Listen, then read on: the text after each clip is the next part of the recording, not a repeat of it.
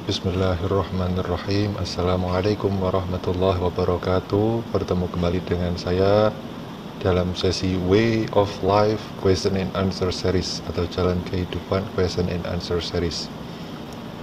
Ulasan kita kali ini adalah mengenai pertanyaan kapan waktu yang tepat untuk mengaji atau membaca Al-Quran. Oke, yang pertama yang perlu diingat adalah bahwasanya Al-Quran adalah ayat qauliyah, qaulan atau disampaikan. Maka mengaji atau membaca Al-Quran itu dimaknai paling mendasar adalah melafalkan atau melantunkan ayat-ayat Al-Quran. Itulah kenapa dalam membaca Al-Quran harus berbekal pengetahuan paling mendasar, yaitu tajwid dan makharijul huruf. Ini harus dikuasai atau berusaha dikuasai dengan sebaik-baiknya oleh seluruh umat Islam agar tidak terjadi kesalahan makna ketika membaca atau melafalkan ayat-ayat Al-Quran. Nah, jadi mengaji atau membaca atau melantunkan Al-Quran itu dapat dikelompokkan dalam beberapa konteks. Konteks yang pertama, mengaji atau membaca Al-Quran dalam konteks hanya membaca saja. Maka waktu yang tepat itu bisa diantara azan dan iqamah. Sambil menunggu iqamah, membaca dulu Al-Quran. Atau hal ini bila diperluas waktunya, itu dapat dikatakan sebelum sholat hingga sesudah sholat. Artinya termasuk di dalam sholat kita dapat membaca atau melantunkan ayat-ayat Al-Quran di dalamnya, terutama apabila kita sholat munfarid atau sholat sendirian, maka bisa membaca Al-Quran kita panjangkan. Tapi bila kita sholat berjamaah sebagai imam, ada ketentuan bahwasanya tidak boleh terlalu memanjangkan bacaannya. Nah, kemudian konteks yang kedua adalah mengaji atau membaca Al-Quran dalam konteks mempelajari makna. Ini maka waktu yang diperlukan lebih panjang dari sekedar membaca, sehingga waktu yang tepat adalah di waktu luang, namun tetap di luar waktu bekerja. Hal ini agar tidak mengganggu waktu mencari nafkah atau rizki untuk keluarga. Nah, konteks kedua ini diperlukan bagi umat Islam yang native language-nya bukan Arab, sehingga perlu pemahaman kosakata, struktur kata dan sebagainya. Sekali lagi adalah agar tidak salah memahami makna Al-Quran. Kemudian konteks yang ketiga adalah takhassus atau pendalaman Al-Quran dari berbagai keilmuan. Mengaji Al-Quran terkait ilmu tajwid, makharijul hurufnya, kemudian tahsin qiraahnya, atau mengenai tafsirnya, dan ilmu-ilmu penyerta lainnya, maka dalam konteks ini waktu yang diperlukan lebih banyak lagi, dan bisa jadi merupakan kesibukan utama orang yang takhassus. Maka tidak semua orang wajib melakukannya. Selain itu, jangan pula melupakan kewajiban terhadap keluarga, kewajiban mengasuh anak, dan lain sebagainya. Nah, selanjutnya konteks keempat adalah mengaji atau membaca Al-Quran dalam konteks mengimplementasikan atau mengamalkan dan mengintegrasikan dengan ayat-ayat kauniyah, alam semesta dan seluruh ciptaan Allah. Mengaji dalam konteks ini merupakan kajian Al-Quran yang paling tinggi dan paling sulit, bahkan belum tentu manusia-manusia yang khusus mengkaji keilmuan Al-Quran konteks ketiga tadi mampu dan mau mengkaji ayat-ayat qauliyah bersamaan atau berkesinambungan atau terintegrasi atau sinkron dengan ayat-ayat kauniyah. Hal ini dikarenakan banyak umat Islam yang beranggapan bahwa kajian ilmu agama itu tidak ada kaitan atau terpisah dari ilmu alam atau ilmu umum. Nah, pola pikir ini disebabkan mayoritas negara-negara Islam telah terputus dari akar peradaban keemasannya akibat penjajahan berkepanjangan yang mendiktikan dan memaksakan cara berpikir dan cara hidup yang tidak sesuai dengan syariat Islam.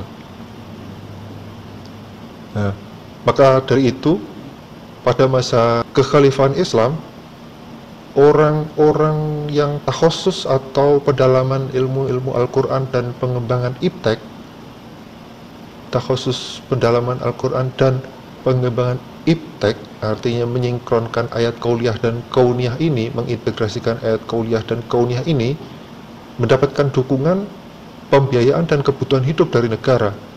Mungkin kalau para khalifah dahulu masih ada yang hidup, atau orang-orang pada masa dahulu masih ada yang hidup pada saat ini, mungkin akan berkomentar, enak zamanku toh. Nah, generasi Islam zaman now banyak yang tidak percaya bahwa dahulu Islam itu memiliki peradaban keemasan. Nah, itu semua akibat cara pandang dan pola pikir yang ditanamkan oleh para penjajah untuk memutus generasi Islam dari kejayaan masa lalunya. Bahkan gara-gara terputus dari peradaban itulah kemudian muncul orang-orang yang ngakunya Islam tapi terang-terangan anti syariat, ngakunya Islam tapi anti penggunaan bahasa Arab, ngakunya Islam tapi anti terhadap integrasi ilmu pengetahuan, ngakunya Islam tapi anti terhadap sejarah keemasan Islam sendiri. Nah, sangat menyakitkan ya kondisi umat Islam jika seperti itu. Nah, selain itu, selain 4 konteks tersebut, ada hal yang perlu diperhatikan terkait mengaji atau membaca Al-Quran, yaitu bahwasanya membaca atau melantunkan Al-Quran itu juga ada peraturannya. Yang pertama, harus sesuai tajwid dan makharijul huruf. Maka umat Islam diharapkan untuk bisa menguasai, berusaha menguasai tajwid dan makharijul huruf agar tidak salah dalam memaknai bacaan Al-Quran. Kemudian yang kedua, tidak boleh membaca Al-Quran dalam kondisi tidak suci, berhadas, terkena najis, atau ada di tempat pembuangan kotoran atau tempat najis. Itu juga tidak diperbolehkan untuk membaca Al-Quran. Kemudian yang ketiga, tidak boleh mengganggu orang beristirahat di waktu-waktu istirahat. Jadi dalam hadis itu juga ada disebutkan waktu-waktu manusia harus beristirahat. Ada hadis ketika Nabi menegur sahabat yang membaca Al-Quran di waktu malam dengan suara keras sehingga mengganggu orang lain yang sedang beristirahat atau tidur. Nah, itu juga tidak diperbolehkan demikian, tidak diperbolehkan seperti itu, karena mata dan telinga itu juga punya hak untuk beristirahat, sehingga membaca Al-Quran juga tidak boleh mengganggu orang yang sedang beristirahat di waktu istirahat.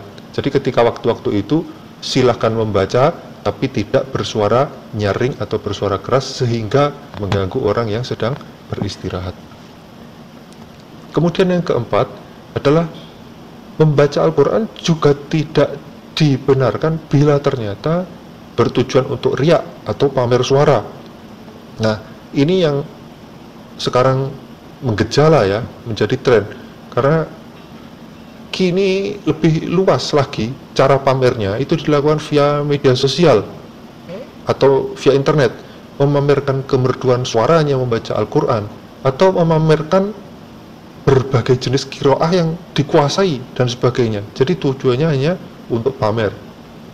Kemudian, nah, ada hal lain nih yang perlu diperhatikan juga. Bahwasanya ada hadis yang menyatakan bahwa rumah yang tidak dibacakan Al-Quran itu dianggap seperti kuburan. Nah, tapi jangan sampai dimaknai bahwa dalam 24 jam itu harus membaca Al-Quran terus-menerus. Apalagi kemudian menimpakan beban tugas itu kepada MP3 player. Ya, MP3 player dinyalakan 24 jam non-stop. Isinya bacaan Al-Quran dibacakan oleh Syekh Fulan. Nah, ini karena ketakutan rumahnya dianggap seperti kuburan. Nah, ini pemikiran yang salah ya. Sudah bukan orangnya yang ngaji, ditimpakan kepada MP3 player, takut rumahnya dianggap seperti kuburan, dinyalakan 24 jam. Bahkan lebih parah lagi, bila kemudian beranggapan bahwa MP3 player yang memutar bacaan Al-Quran tadi dianggap menyelamatkan rumah dan penghuninya dari makhluk halus, dari gangguan jin, gangguan setan, dan lain-lain. Sehingga memposisikan MP3 player seperti sebuah jimat modern. Kalau dahulu jimat itu berupa kain atau kertas ditulis raja, ditulis ayat, nah kini berubah menjadi MP3 player yang memutar bacaan Al-Quran terus-menerus.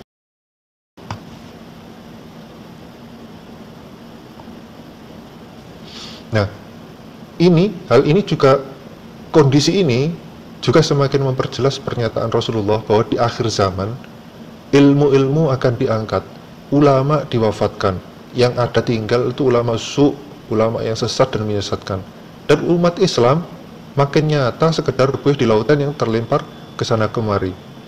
Nah, jika kondisi umat Islam sudah sedemikian itu, maka bisa jadi jin dan setan yang awalnya itu mau diusir dengan MP3 player, itu tambah kegirangan dengan semakin merosotnya ilmu, merosotnya moral, dan penggunaan akal yang tidak seharusnya. Akhirnya Al-Quran itu akhirnya dianggap sekedar bacaan, itu pun kalau ada yang membaca ya, atau untuk mengusir setan, itu pun dibebankan pada MP3 player. Nah, Al-Quran tidak lagi dianggap sebagai ayat qauliyah yang harus diimplementasikan atau diintegrasikan dan membantu manusia memahami ayat-ayat kauniyah. Na'udzubillah. Semoga kita tidak menjumpai masa-masa suram akhir zaman seperti ini. Semoga kita bisa husnul khotimah. Amin. Oke. Baik, demikian terkait pertanyaan kapan waktu yang tepat mengaji atau membaca Al-Quran dan hal-hal seputar membaca Al-Quran. Semoga bermanfaat. Quote kita kali ini, Al-Quran bukan untuk dipamerkan cara melantunkan atau melakukannya. Al-Quran adalah ayat-ayat qauliyah yang harus diintegrasikan dengan ayat kauniyah, yaitu alam semesta, untuk diterapkan dalam seluruh sendi kehidupan. Terima kasih, semoga bermanfaat. Assalamualaikum warahmatullahi wabarakatuh.